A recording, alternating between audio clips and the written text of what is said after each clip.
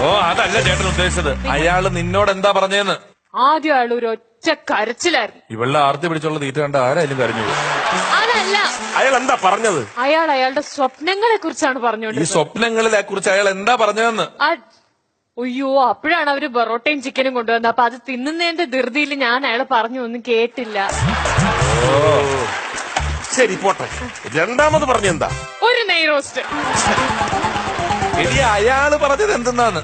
അയാൾ ഒരു ഗ്ലാസ് വെള്ളം മാത്രമേ പറഞ്ഞോളൂ. അയാള് നിന്നോട് പറഞ്ഞത് എന്താന്ന്? അയ്യോ, അപ്പോഴേക്കും അവര് ചൂട് നെയ് റോസ്റ്റ് കൊണ്ടുവന്നില്ലേ, അത് തിന്നുന്നതിന്റെ ഇടയിൽ ഞാൻ അയാള് പറഞ്ഞു ഒന്നും കേട്ടില്ല. അയാൾ എന്ത് വിചാരിച്ചാണ്? അയാൾക്ക് പക്ഷെ അത് മനസ്സിലായിട്ടില്ല മുകേഷ് ചേട്ടാ. ഞാൻ കഴിക്കുമ്പോഴൊക്കെ ഇങ്ങനെ തലയാട്ടിയാ കഴിച്ചോണ്ടിരുന്നത്. അപ്പൊ അയാൾ വിചാരിച്ചു ഞാൻ എല്ലാം കേൾക്കുന്നുണ്ടായിരുന്നു.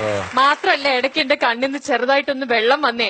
അയാൾ വിചാരിച്ചു ഞാൻ ശരിക്കും കരയുവാണെന്ന്. അല്ല, അപ്പൊ ആര്യ ശരിക്കും കരഞ്ഞതല്ലേ?